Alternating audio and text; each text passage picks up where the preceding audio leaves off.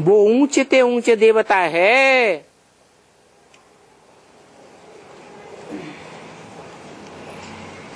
जिस ऊंचे ते ऊंचे में आत्माओं का ऊंचे ते ऊंचे बाप प्रवेश करते हैं और फिर प्रवेश करते हैं मुकर्रर रूप से, तो मुकर्रर रूप से संग का रंग भी तो लगेगा ना, है? लगेगा या नहीं लगेगा? लगेगा। तो ये तो पार्शलिटी हो गई।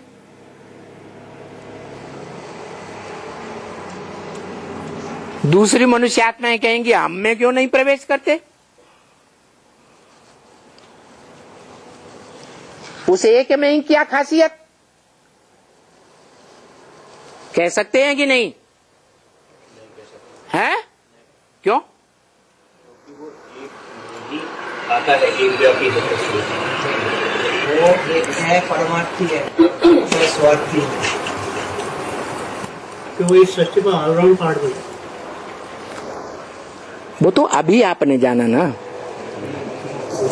जब से ज्ञान में आया तब से स्वार्थ के लिए कभी चिंता नहीं किया है। जब से ज्ञान में आया तब से जब से उसका तेसर जन्म का जो भी है वो शुरुआत से ही वो परमार्थ के लिए काम करते हैं, स्वार्थ के लिए कभी चिंता नहीं।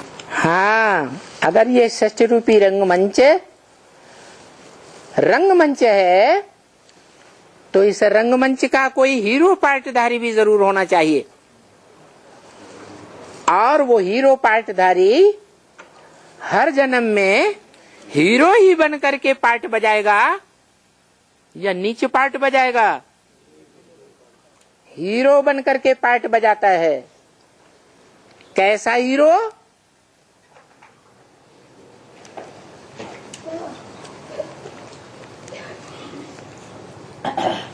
जिस हीरो को भारत नाम दिया जाता है। क्या नाम दिया जाता है? भारत।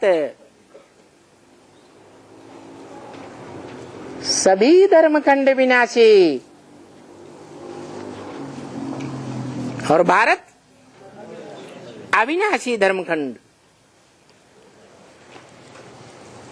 तो क्या जड़ जमीन में भगवान आता है? है? जमीन में नहीं आता है। कोई शरीरधारी आत्मा है जो भा माने ज्ञान की रोशनी, रत माने लगा रहने वाला,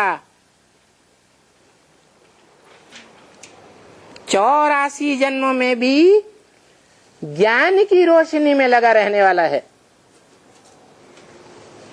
सतयुग त्रेता में तो ज्ञान का जो सार है वो सभी देवताएं ज्ञान के सार स्वरूप ज्योति बिंदु आत्मा में टिक कर रहते हैं, देह की याद में नहीं रहते। बाकी रहा द्वैतवादी द्वापर युग।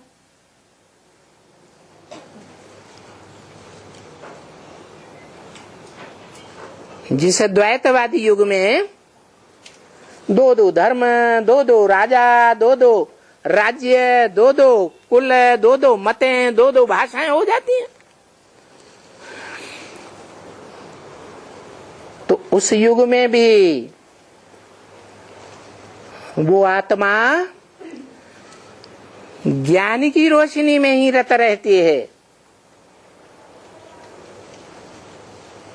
चाहे वाइब्रेशन से,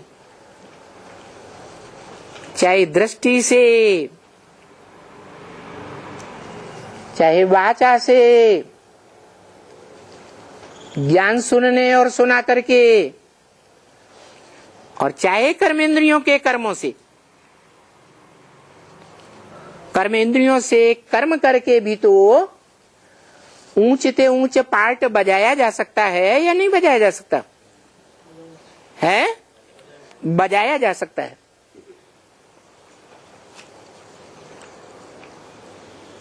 तो द्वापर के आदि में जब भक्ति मार्ग का सात्विक रूप होता है तो कैसे हीरो पाटधारी भारत का पाट बजाता है? अरे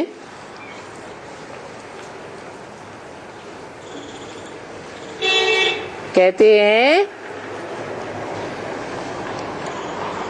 कि वेद ब्रह्मा के मुख से निकले,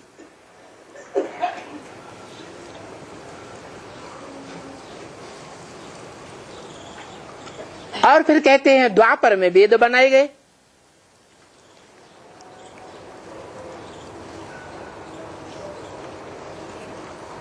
तो किसके मुख से निकले है? व्यास का नाम आता है, नाम ही साबित करता है। वी माने विशेष रूप और आस माने बैठ गया, किस काम के लिए बैठ गया है? ज्ञान का मनन चिंतन मंथन करने के लिए बैठ गया।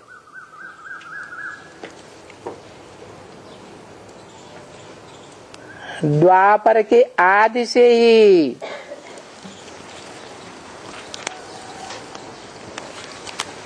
लेकर के जन्म जन्मांतर कलयुग के अंत तक के जन्मों में वो आत्मा मनसा वाचा कर्मणा ज्ञान युक्त ही होकर के रहती है। इसलिए उसका नाम भारत है, चैतन्य भारत। जिस चैतन्य भारत में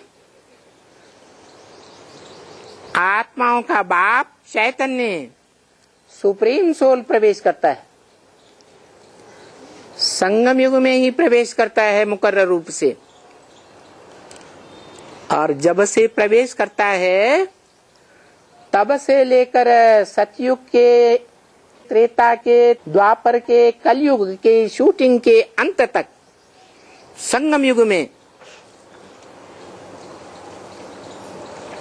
मनन चिंतन मंथन का, वाचा का या कर्मेंद्रियों से कर्म करने का सत्य पार्ट ही बजाता है या झूठा पार्ट बजाता है? सत्य पार्ट ही बजाता है। सिख लोग भी कहते हैं है सी भी सत्य, अभी भी सत्य है, हो सी भी सत्य है, भविष्य में भी सत्य ही होगा और था भी सत्य। तो जो सत्य सतो प्रधान होता है वो दुखदाई होता है या सुखदाई होता है? मना वो ऐसा सत्य है इस पृथ्वी पर पार्ट बनाने वाला पार्टधारी जो कल्याणकारी ही है, अकल्याणकारी नहीं है। वो ही शिव बाबा है जिसके लिए मुरली में ब्रह्मा मुख से बोला क्या है? इस सृष्टि पर सदा कायम एक शिव बाबा ही है, दूसरा कोई भी नहीं है जो इस सृष्टि पर सदा कायम हो, सदा सुखदाई। सत्य भी है,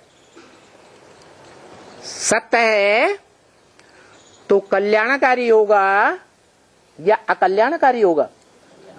है कल्याणकारी होगा। तो कहते हैं सत्यम शिवम, और फिर कैसा होगा? सुंदर भी वही है, सुंदर ते सुंदरतम पार्ट बजाने वाला भी वही है। उसको पहचानो।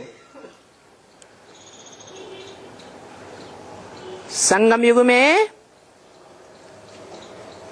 वो ही सत्यम शिवम सुंदरम। अभी ऊंचते ऊंचे पार्ट धारी है।